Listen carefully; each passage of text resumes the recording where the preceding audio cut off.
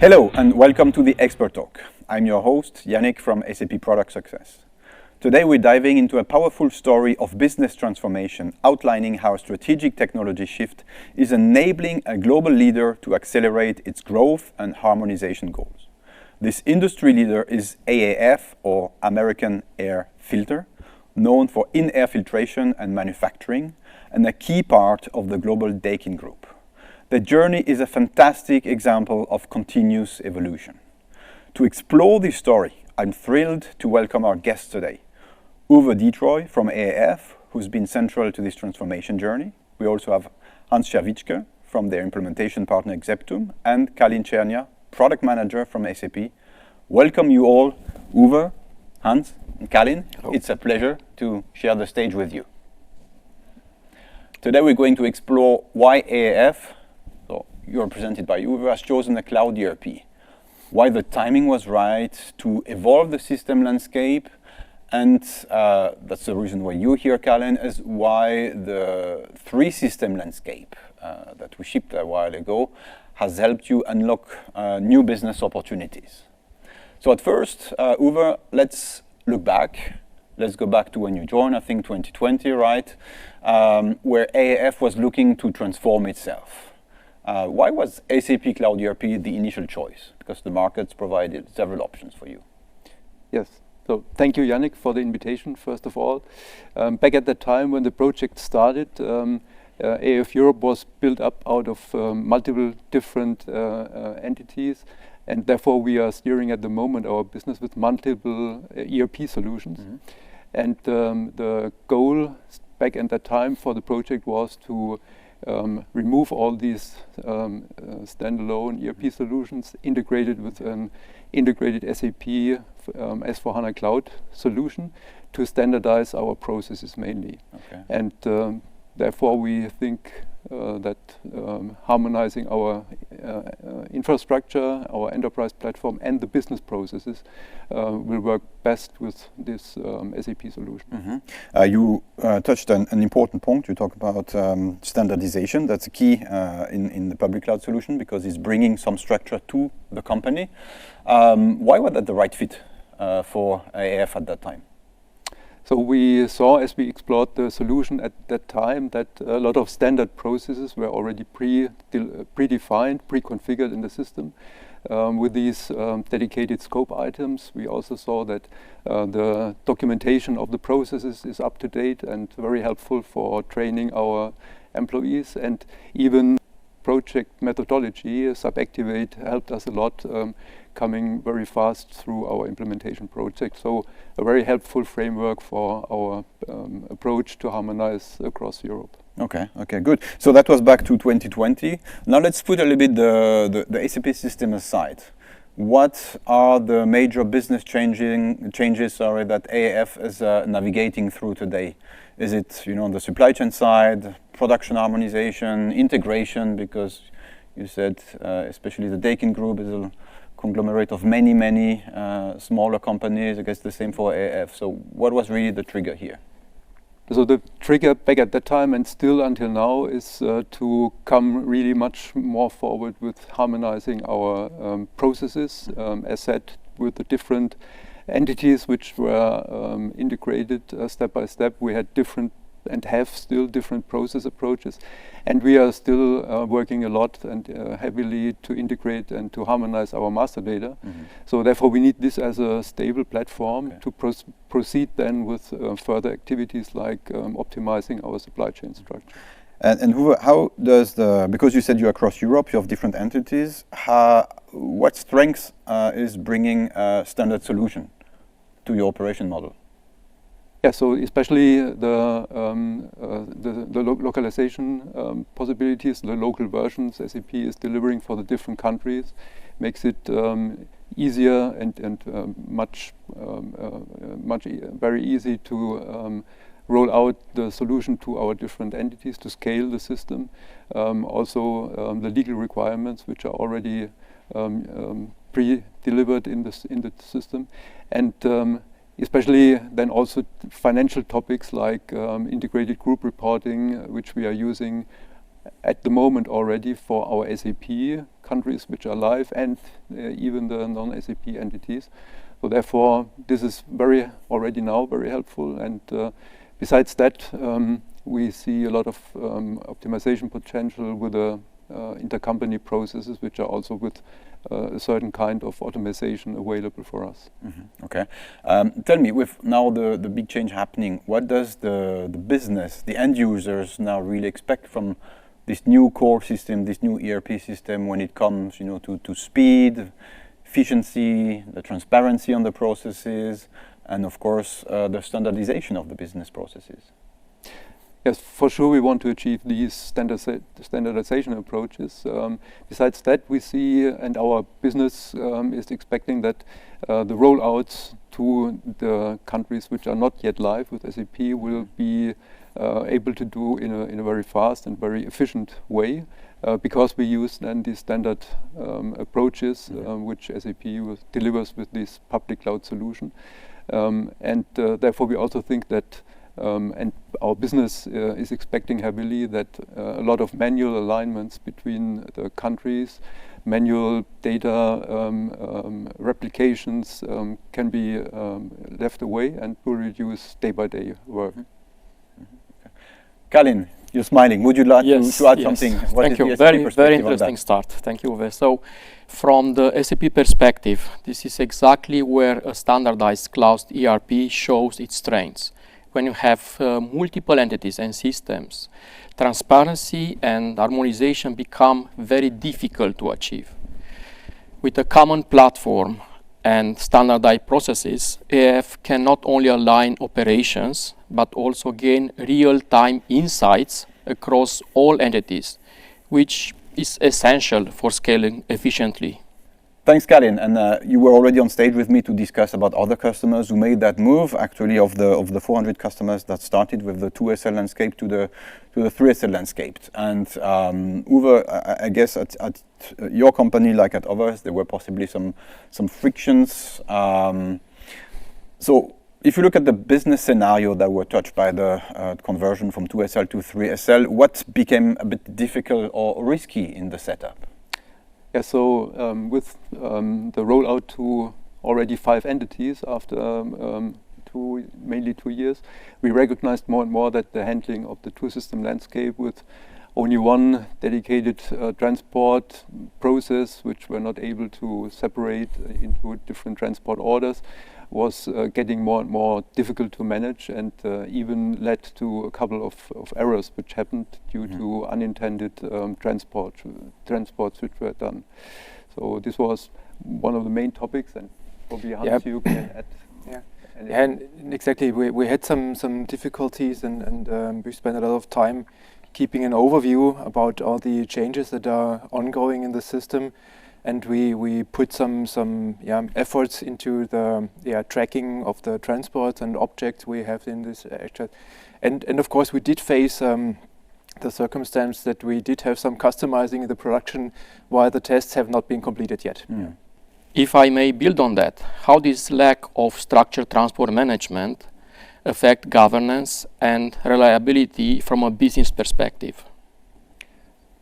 Yeah, so as just said, besides the effort to coordinate these transports, especially the documentation, the proper testing of all these changes were not really possible in a way that we were really sure that we really could keep our governance guidelines, which we have to prepare changes to. The production, besides that, we were also facing the problem that a local version, which we need for our country, Latvia, was not available in the 2-system landscape, and therefore our business is also pushing to get a solution how to be able to roll out also to Latvia. I have a question on that, Uwe, because you have then the freeze periods that can lead to a lack of structured transport, and it has an impact on the business team. So how did you manage that? Yeah, that's a really very valid point. We were forced to really organize then in the organization that during these 2 weeks everyone was aware that no transport changes and transportation was possible. That meant on the one side we needed to align our project plans according to the release, upgrade, freeze periods. On the other hand, we were also facing purely operational problems that GL account changes were not able to do during this period, and for sure then our finance department directly during this time slots needed upcoming changes. So that was really a hurdle. Yeah, and in addition, we did not have only these organizational topics that kept us blocking or kept us blocked. We also had that we had to reschedule planned go lives due to these fixed periods in March and September. So this has an effect on the project plans as well. And that brings us to a key questions, because we want to talk about your migration from 2SL to 3SL, which is always a pivotal moment in a project. So, Uwe, what was the specific trigger that made moving to the 3SL landscape the right strategic decision at this moment? So, as already talked about the technical hurdles we were facing in this two-system landscape, beginning of 2025, an organizational activity came up where regarding the guidance from Daikin, the idea was to go forward with a merge of two business divisions in Europe into one.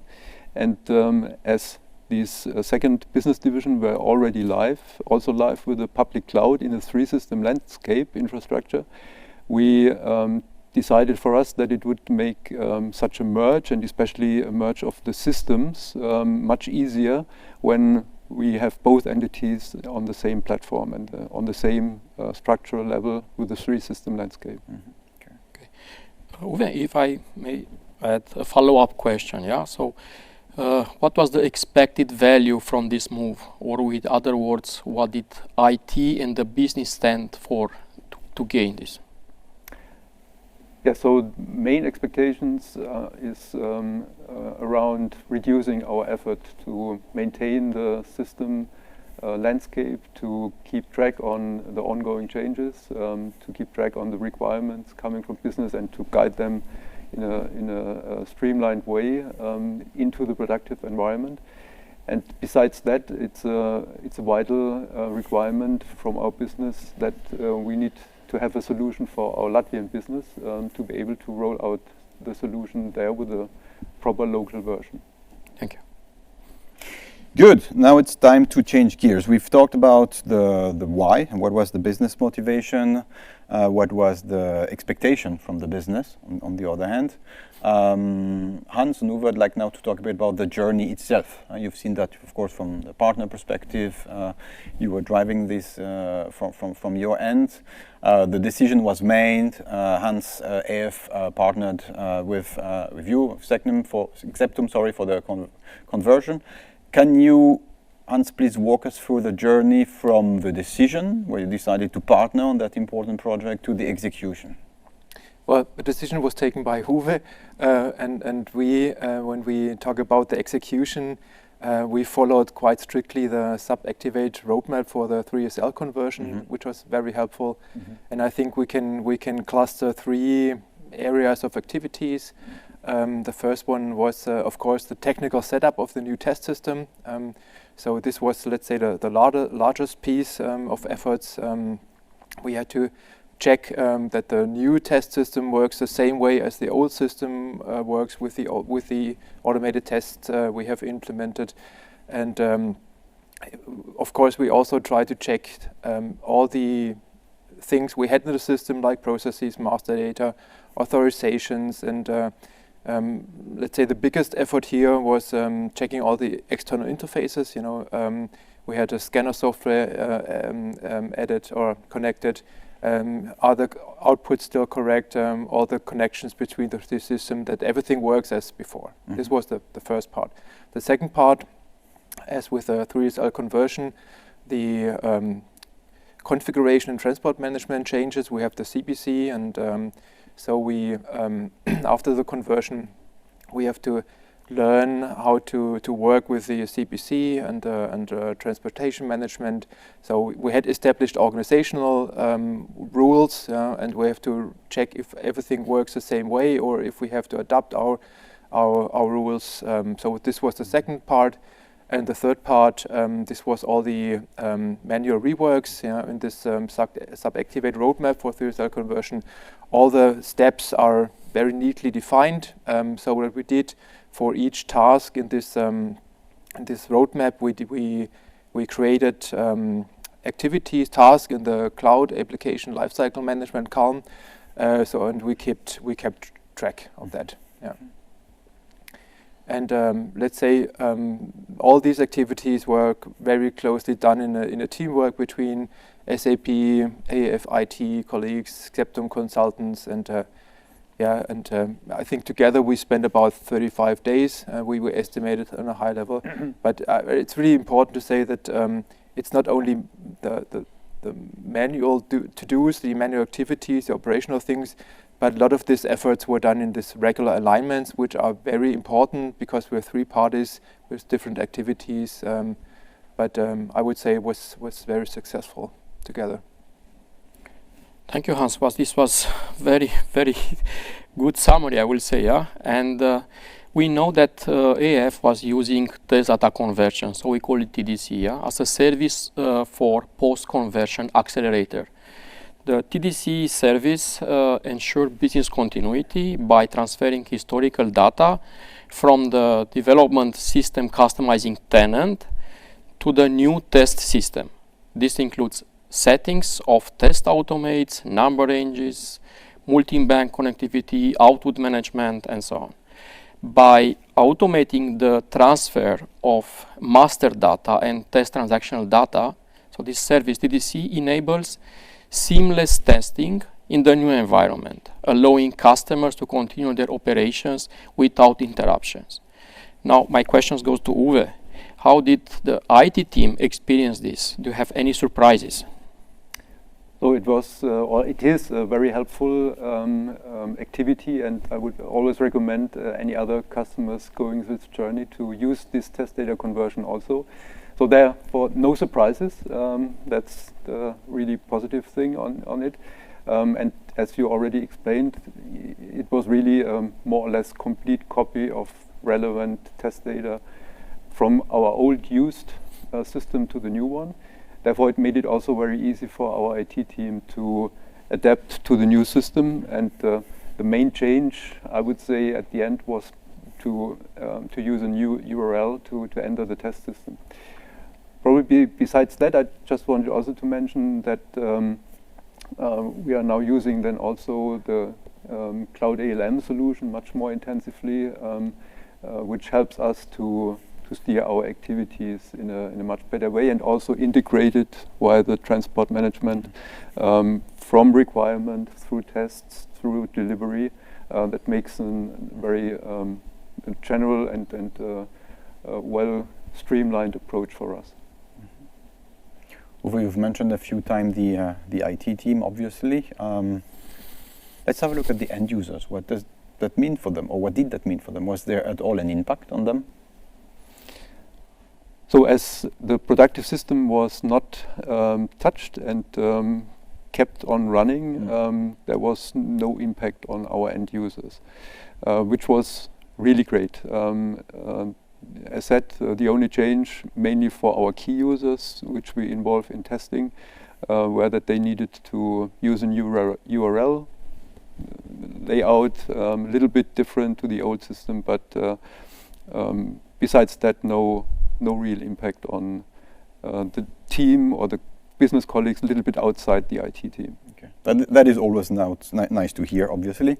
Now I'd like to zoom out a little bit here on the studio. We have the customer, the partner, and the SAP expert. Hans, what collaboration model between AAF, Xeptum, and SAP made that successful according to you?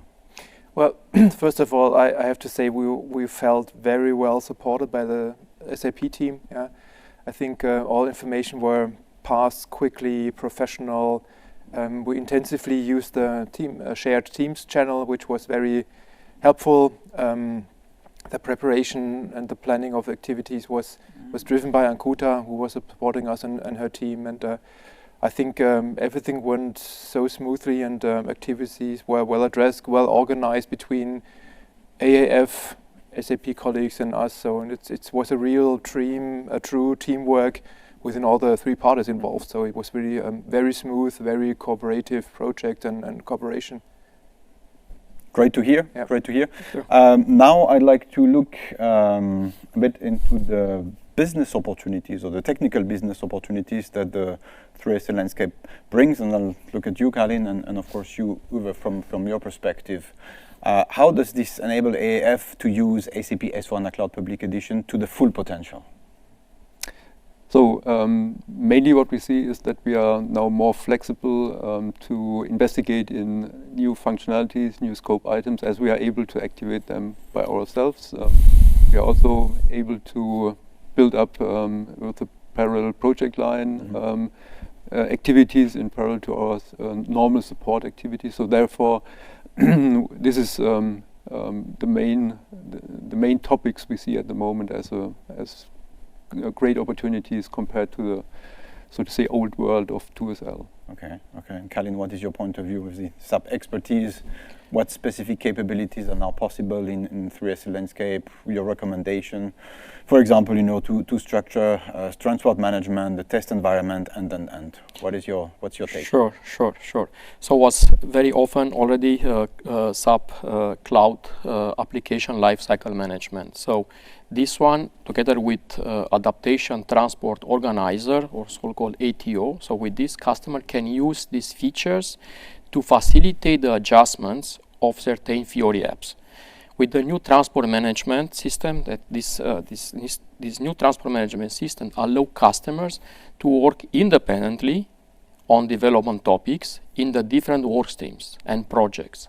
Furthermore, with the usage of the customer localization tool, or so-called CLT as an abbreviation, as a tool, the customer can set up localization for other countries. Example, Baltic countries, you mentioned Latvia before.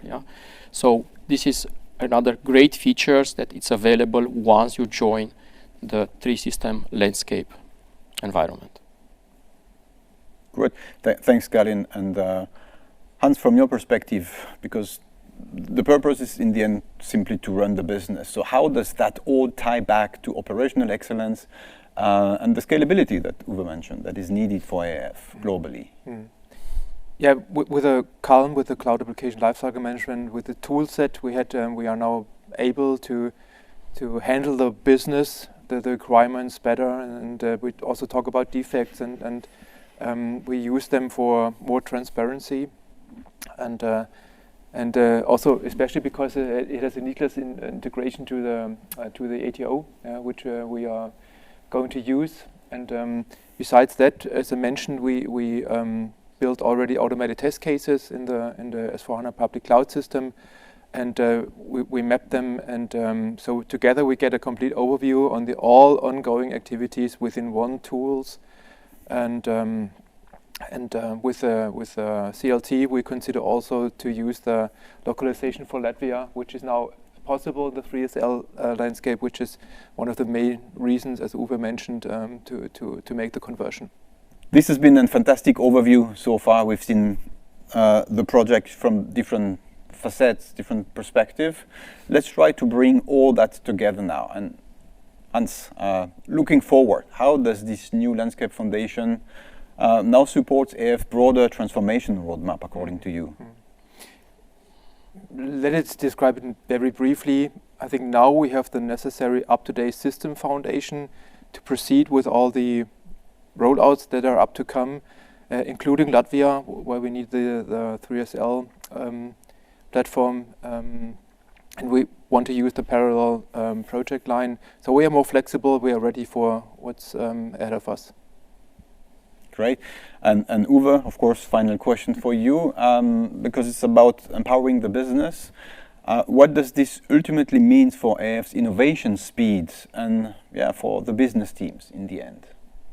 So as Hans already talked a little bit about, we are really have the strong belief that we have now the most up-to-date and most appropriate platform from SAP available with the 3-system landscape, where we are able to really deliver then the new functionalities, the new features SAP is providing with the bi-yearly release upgrades and even the monthly continuous feature deliveries very fast to our business. Also going forward with the new AI functionalities with Joule, which will help us to be much faster in using data insights together with our business colleagues. Uwe, Hans, Calin, thank you so much for sharing this incredible story from the customer perspective, from the partner perspective, and of course from the product perspective. The key takeaway for me is quite clear. So the move from 2SL to 3SL landscape was a strategic business enabler for AAF and not only something that was SAP made. First of all, it was not only a technical upgrade, it was a move that really unlocked the transformation roadmap. Second point, I think it provided the governance that you needed, to continue to scale as a global company. And third point I take with me is to set AAF up for faster innovations. To our viewers now, thank you for joining us. We hope you find this session with AAF insightful. If you did, please give this video a like and subscribe to our channel for more expert talks. For more discussions like this one, visit the SAP community. The link is in the description below. And if you have a story to share or a question for our team, please reach out to us at insiders4@sap.com. We'd love to hear from you. Thanks again to my guests, Uwe, Hans, and Calin. And, well, I'll see you in the next Expert Talk.